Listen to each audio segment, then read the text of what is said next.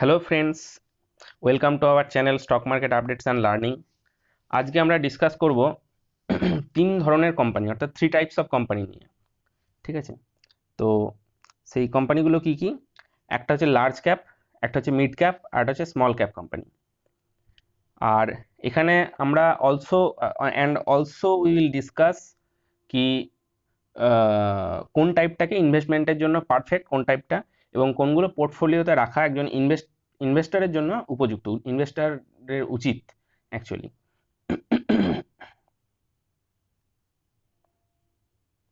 তো এবার আসবো এই যে ক্যাপ, লার্জ ক্যাপ বলছি, মিড ক্যাপ বলছি, স্মল ক্যাপ বলছি, এই ক্যাপ জিনিসটা কি? এই ক্যাপ জিনিসটা আসলে আর কিছুই না। ক্যাপ ক্যাপ কথাটার অর্থ হচ্ছে ক্যাপিটালাইজেশন,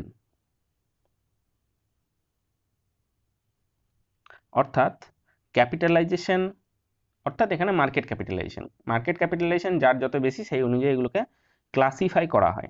লার্জ ক্যাপ অর্থাৎ large market capitalization, small cap অর্থাৎ তার মার্কেট ক্যাপিটালাইজেশন স্মল ক্যাটাগরিতে পড়ে, আর মিড ক্যাপ অর্থাৎ তার মার্কেট ক্যাপিটালাইজেশন মিড ক্যাপ ক্যাটাগরিতে পড়ে, এই দুটোর মাঝখানে পড়ে আর কি।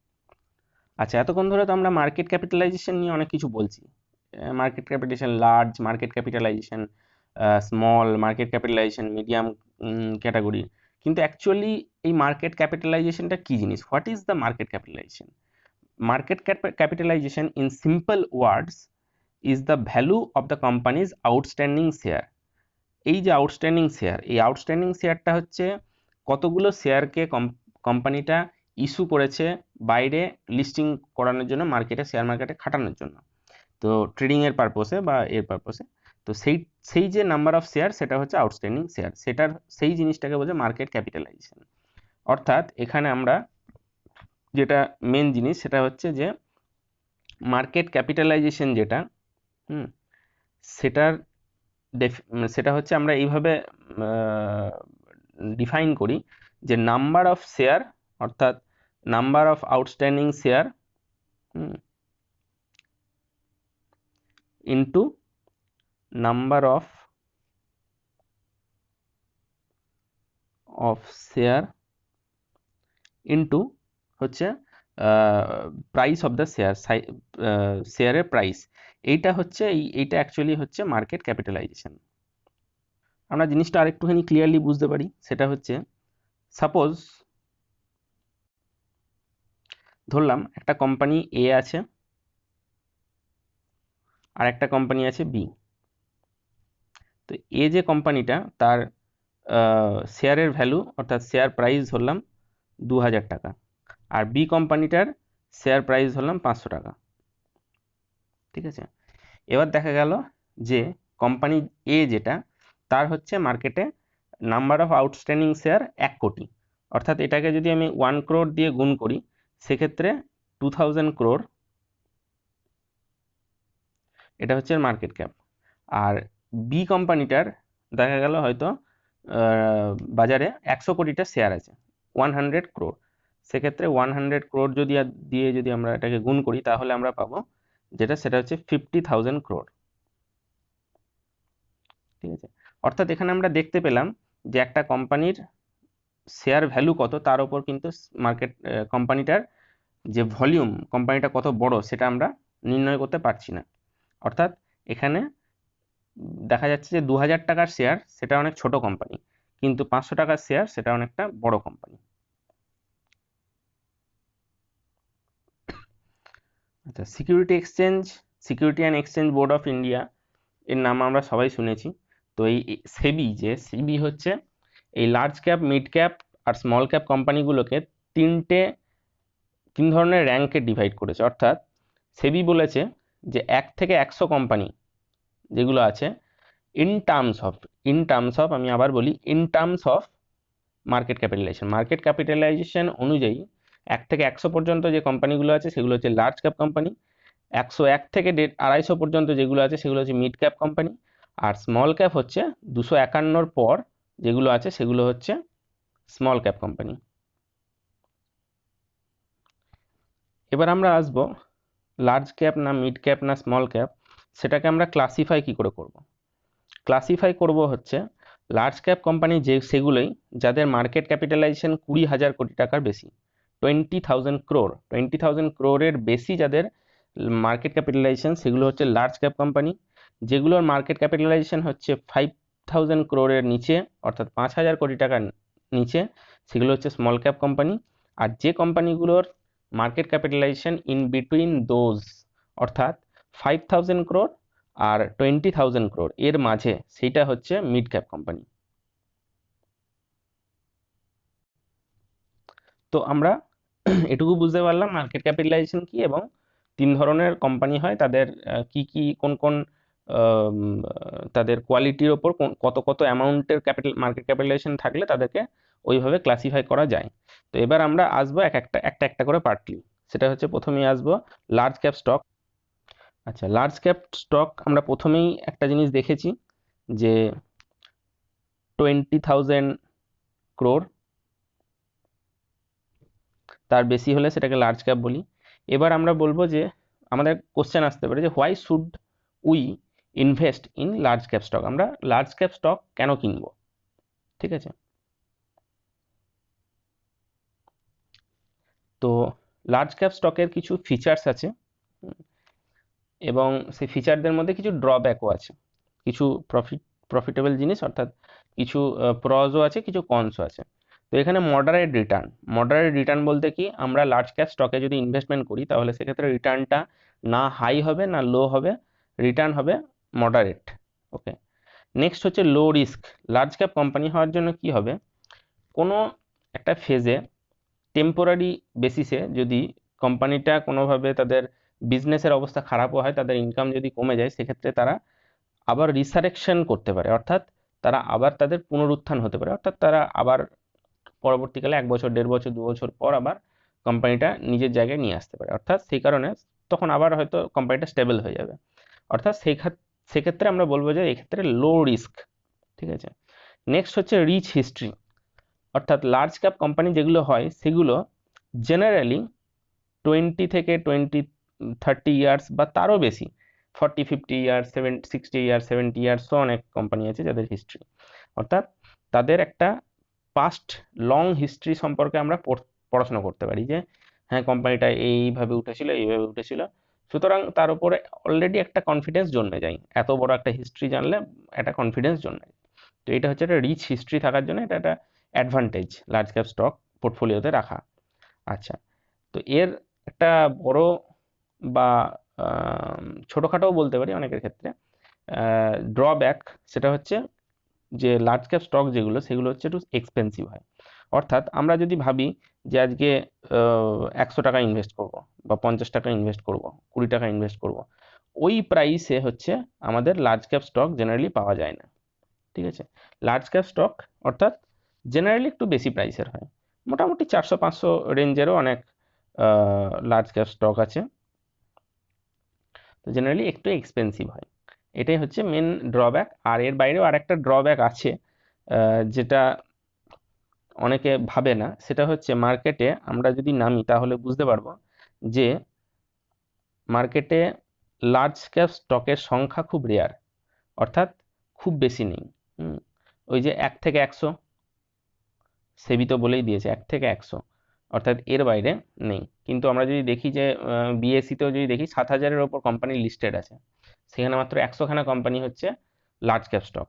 তো আমরা বুঝতেই পারছি যে এর অ্যাভেলেবিলিটি কত কম, অর্থাৎ ওই 20,000 কোটি টাকার যে একটা হিউজ পরিমাণ অ্যামাউন্ট, সেটা তারা অনেক কোম্পানি আছে যারা অ্যাকিউমুলেট করে করতে পারে না।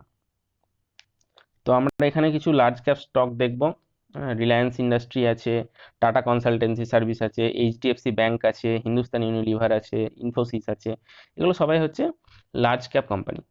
এই লার্জ ক্যাপ কোম্পানিগুলোর মার্কেট ক্যাপিটালাইজেশনও যদি আমরা দেখি একটা একটা করে, তাহলে বুঝতে পারবো যে ইনফোসিস হচ্ছে 4,29,000 কোটি টাকার ওপর, ঠিক আছে। তারপর হিন্দুস্তান ইউনিলিভার 4,84,000 কোটি টাকার ওপর, ঠিক আছে। তো এগুলো আমরা দেখতে পারবো 5,80,000-এর ওপর, সেটা হচ্ছে HDFC bank, tata consultancy service 9 লাখের ওপর, 14 লাখের ওপর হচ্ছে রিলায়েন্স ইন্ডাস্ট্রি। যাই হোক, ইন্ডাস্ট্রিতে এই 14 লাখের ওপর যে রিলায়েন্স ইন্ডাস্ট্রি আছে, অর্থাৎ মুকেশ আম্বানির যে কোম্পানি, সেটাই হচ্ছে সব থেকে বড় কোম্পানি ঠিক আছে, in terms of market capitalization. এরপর আমরা আসবো সেকেন্ড পার্ট, অর্থাৎ mid cap stock. Mid cap stock হচ্ছে, আমরা আগেই দেখেছি যে 5,000 crore এর বেশি আর 20,000 crore এর কম, এই অ্যামাউন্টের যদি তাদের মার্কেট ক্যাপিটালাইজেশন হয় সেটাকে আমরা মিড ক্যাপ স্টক বলবো। তো মিড ক্যাপ স্টক তো ঠিক আছে, এবার ওই একই কোশ্চেন আসবে, why should we invest in mid cap stock. তো আমরা মিড ক্যাপ স্টকে কেন ইনভেস্ট করব?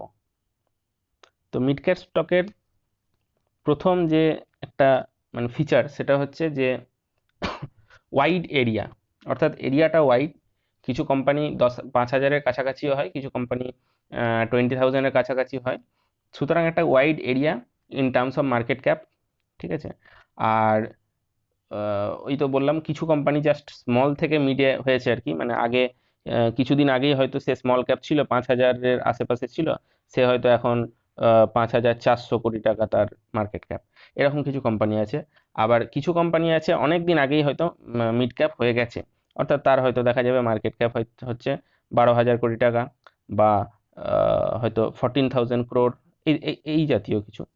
আর কিছু কোম্পানি আছে যারা শুধু ওয়েট করে বসে আছে যে আমরা লার্জ ক্যাপে কবে হব, অর্থাৎ দেখা যাবে হয়তো 19,000 কোটি টাকা মার্কেট ক্যাপ, ঠিক আছে, বা ওই জাতীয় close two 20,000, that means close two 20,000 crore যাদের মার্কেট ক্যাপ, সেগুলো হচ্ছে জেনারেলি মিড ক্যাপ স্টক।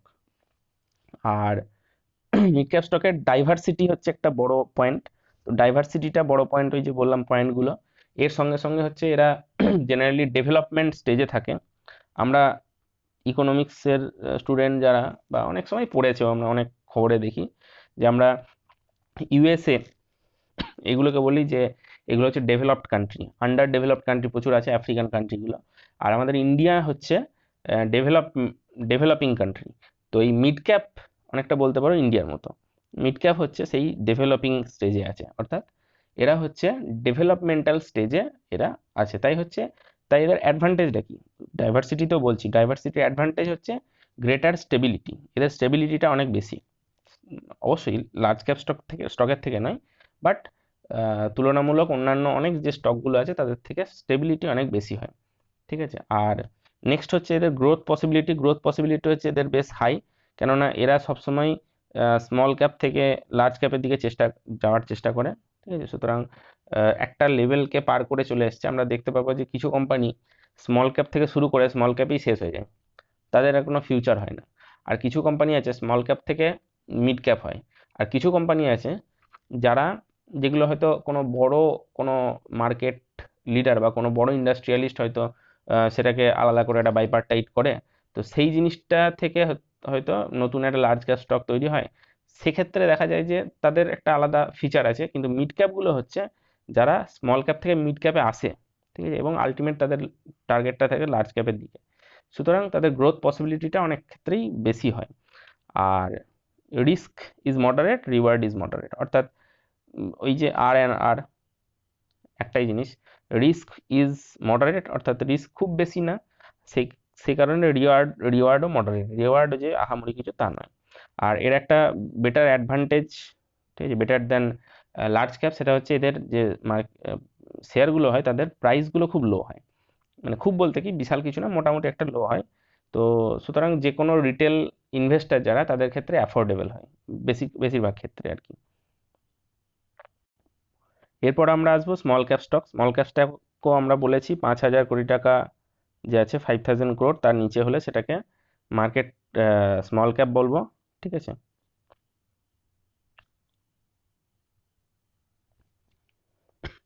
আচ্ছা, এবার হচ্ছে এর ক্ষেত্রেও তাই আমরা স্মল ক্যাপে কেন ইনভেস্ট করব।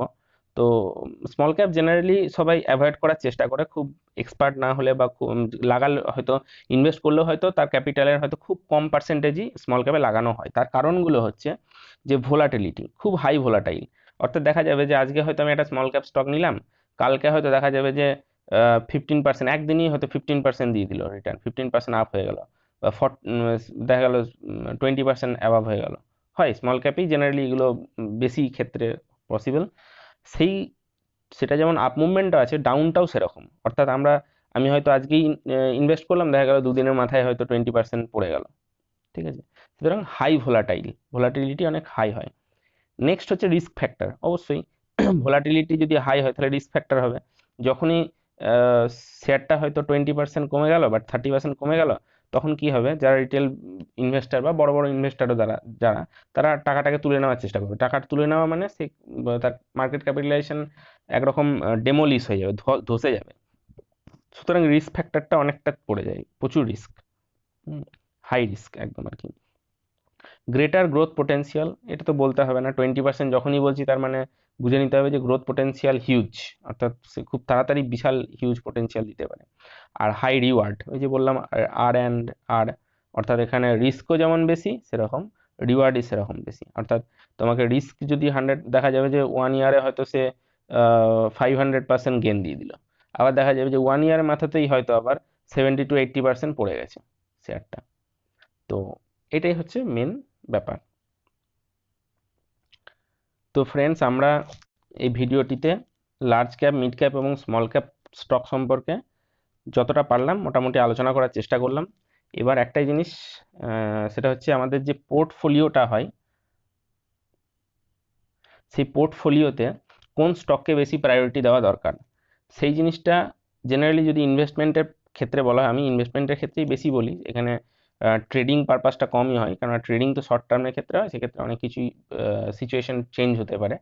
তো যদি ট্রেডিং পারপাসে বলা হয় তাহলে লার্জ ক্যাপ সব থেকে বেশি পোর্টফোলিওতে জায়গা দেওয়া উচিত, মিড ক্যাপ তার থেকে একটু কম, আর স্মল ক্যাপ একদমই কম, মানে যেটা নেগলিজেবল এবং নেগলিজেবল অ্যামাউন্টও। অর্থাৎ আমি যদি 100 যদি আমার টোটাল ক্যাপিটাল হয়, সেক্ষেত্রে আমি বলবো লার্জ ক্যাপ মোটামুটি একটা, আমি মানে ডিফেন্সিভ খেলতে যদি বলি তাহলে 50% হচ্ছে লার্জ ক্যাপ, ঠিক আছে।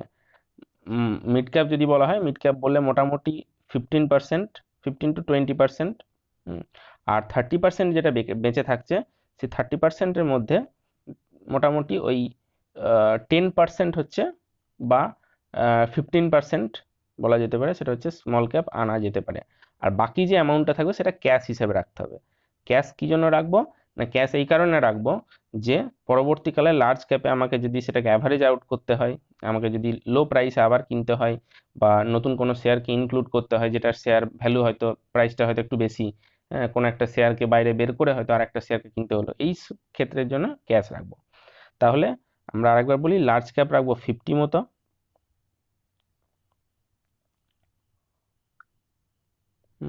মিড ক্যাপ রাখবো 20 বা 25 রাখতে পারি, আর এখানে 10 to 15 ম্যাক্সিমাম, ঠিক আছে। কিন্তু একটা জিনিস মাথায় রাখবে, পোর্টফোলিওতে তোমাকে মেন যে যারা একটা বড় অ্যামাউন্টের রিটার্ন দেওয়ার চান্স যাদের থাকবে, সেটা কিন্তু স্মল ক্যাপ এবং মিড ক্যাপ, এরাই কিন্তু মেন তোমাকে রিটার্নটা দেবে। সেরকম রিস্কও বেশি আছে, বাট লার্জ ক্যাপ হচ্ছে একটা ডিসেন্ট রিটার্ন দিয়ে থাকে জেনারেলি মার্কেট যদি ঠিকঠাক থাকে তাহলে 15 to 20% এক্সপেক্ট করা যায় যে কোনো লার্জ ক্যাপের ক্ষেত্রে। মিড ক্যাপ বা স্মল ক্যাপের ক্ষেত্রে সেই জিনিসটা বেশি হয়। যাই হোক, ভিডিওটা শেষ করার আগে, ক্লোজ করার আগে সবাইকে থ্যাংক ইউ। আর বলবো যে ভিডিওটা যদি ভালো লেগে থাকে তাহলে লাইক, শেয়ার আর সাবস্ক্রাইব করবেন, আর পাশের যে বেল আইকনটা সেটাকে ক্লিক করবেন। আর অবশ্যই মেন জিনিস যেটা, সেটা হচ্ছে যে ভিডিওটা দেখুন এবং ভিডিওটা দেখে কিছু শেখার চেষ্টা করুন এবং নিজেকে ইমপ্রুভ করার চেষ্টা করুন, ঠিক আছে। Thank you.